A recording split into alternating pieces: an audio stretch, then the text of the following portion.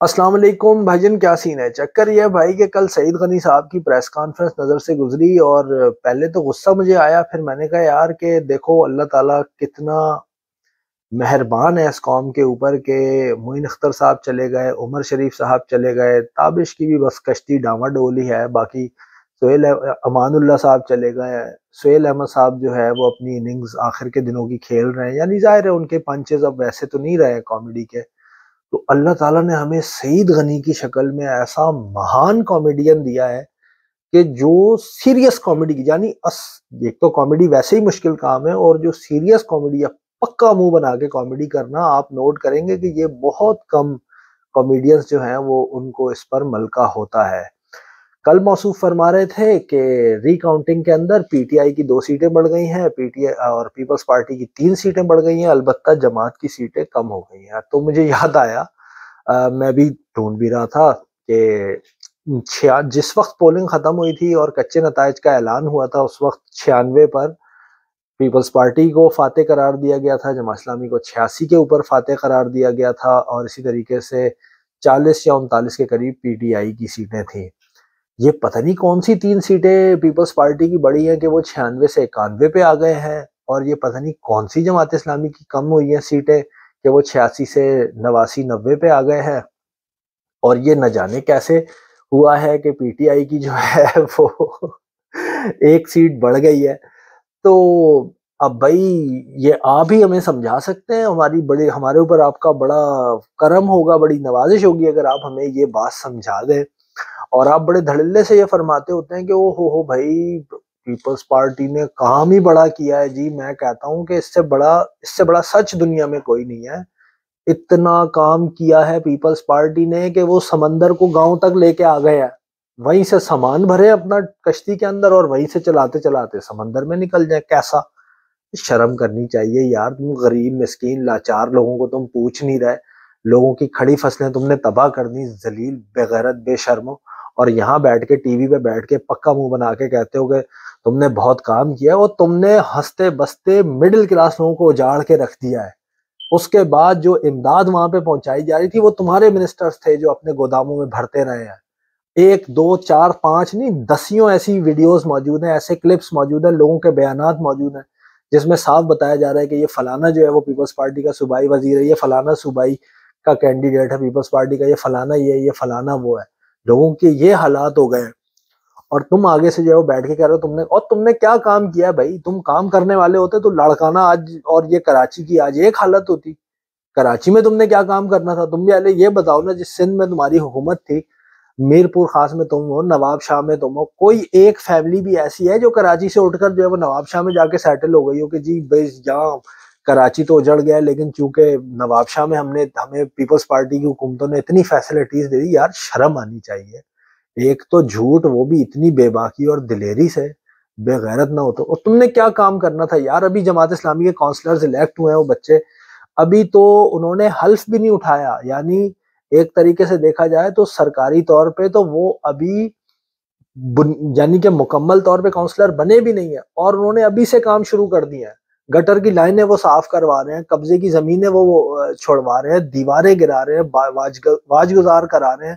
قبضے کی زمینیں، اور تم یہاں بیٹھ کے ٹی وی پہ کہہ رہے ہو یار اتنا کھلا جھوٹ۔ مطلب یار بڈھا آدمی ہے تو، کسی نے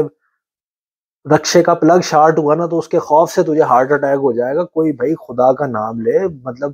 ٹھیک ہے آپ الیکشن ہار گئے ہو، اتنی آپ نے ریگنگ کی، اتنا سارا کچھ کیا، بڑے فخر سے فرماتے ہیں جی اگر ہمارے بس میں ہوتا نا تو ہم پھر 120 سیٹیں لے لیتے۔ اور بھائی آپ نے پہلے ہی 30 سیٹوں کو کھینچ کے 90 پہ لے کے آئے ہیں، اس کے اندر آپ نے پری پول ریگنگ کی ہے، اس کے اندر آپ نے پوسٹ پولنگ ریگنگ کی ہے، اس کے اندر آپ نے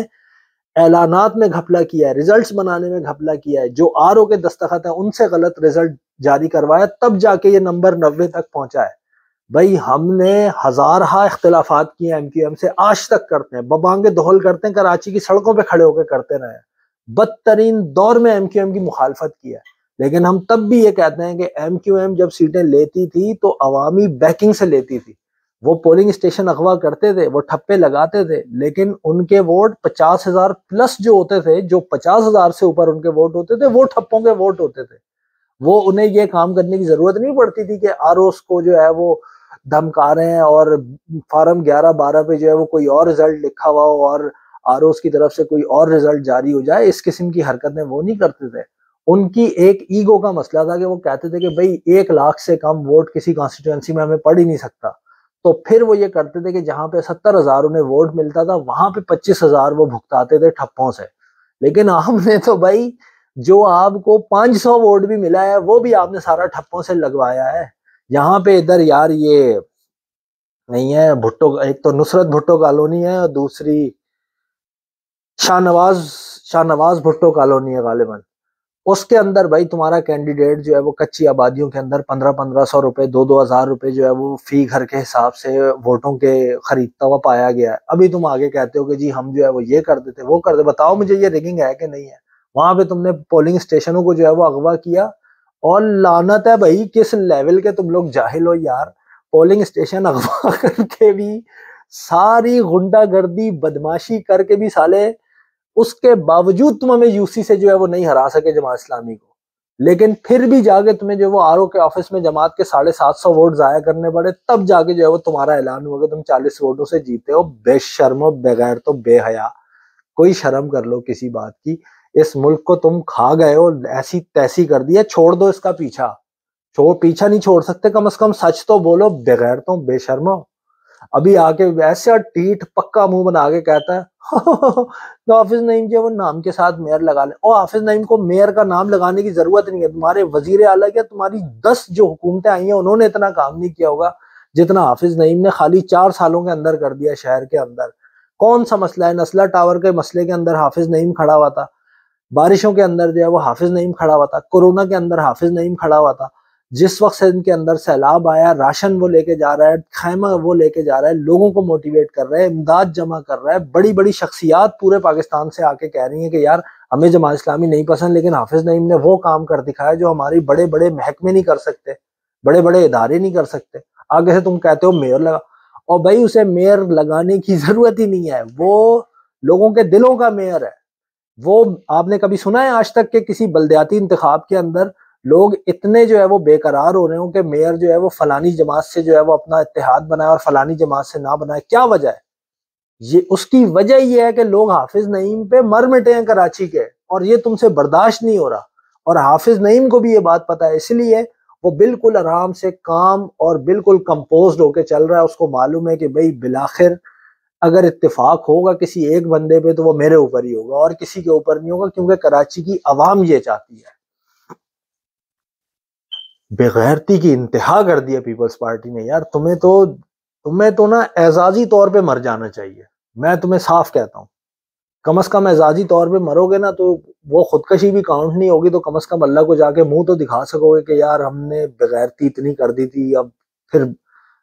ظاہر ہے ہم نے پھٹے چک دیتے ہن تے ہن بچیا ہی کچھ نہیں سی، چلو ٹھیک ہے، پھر اب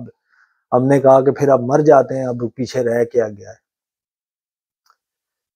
مجھے ان لوگوں پہ بہت زیادہ غصہ ہے، اور وہی ساڑ میں نے اپنی اس ویڈیو میں نکالا ہے۔ اگر آپ کو نہیں پسند آئی تو پھر بھی آپ لائک کا بٹن دبا دیں، اور اگر پسند آئی تو ویسے ہی آپ لائک کر دیں گے۔ ویڈیو دیکھنے کا بہت شکریہ، اگلی ویڈیو تک کے لیے اللہ نگہبان۔